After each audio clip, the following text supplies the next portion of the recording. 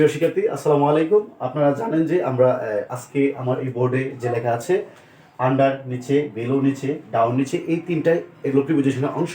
কিন্তু এই তিনটা আসলে আমরা যখন ব্যবহার করি ব্যবহারিক দিক থেকে, তখন আমরা একটা জটিলতায় পড়ে যাই। আজকে আমরা এই তিনটা প্রিপোজিশন ব্যবহারের দিকটা জানবো যে কিভাবে আসলে আমরা ব্যবহার করতে পারি। আর আমি আজকে এমন একটা চিত্রের মাধ্যমে ড্রয়িং করে আপনাদেরকে এটা বোঝানোর চেষ্টা করবো, আর জীবনে এটা আপনাদের বলবো না। চলুন আমরা কথা না বলে চলে যাই।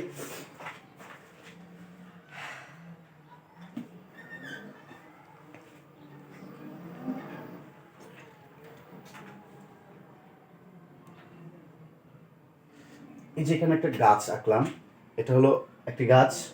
এটা যদি আমরা প্রথমে চিন্তা করি, ধরেন এখানে আমি একটা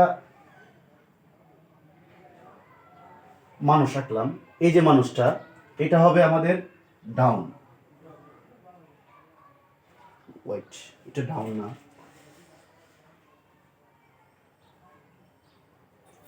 আন্ডার। অর্থাৎ কোনো কিছু সরাসরি যদি নিচে থাকে এটাকে বলা হয় আন্ডার। আর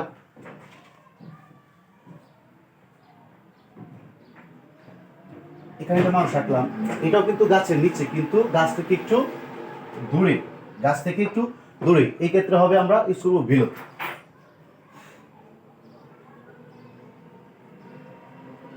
তার মানে এই দুইটা কনসেপ্ট আমাদের ক্লিয়ার। অর্থাৎ কোন ক্ষেত্রে আমরা আন্ডার ইউজ করবো, যখন একটি গাছ বা যে কোনো কিছুর নিচে যদি কোনো কিছু থাকে সরাসরি, এটা হলো আন্ডার।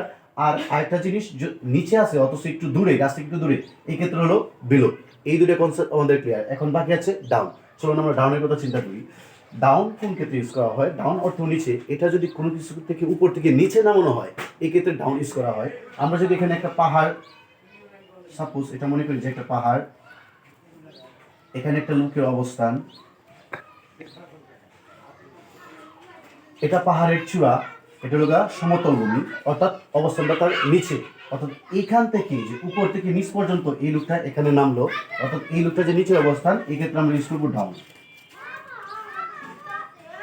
তো সুপ্রিয় শিক্ষার্থী, এই ছিল আজকে আমাদের প্রিপোজিশনের 3টা বিষয় নিয়ে ক্লাস। তো সবাই ভালো থাকবেন, সুস্থ থাকবেন। আসসালামু আলাইকুম।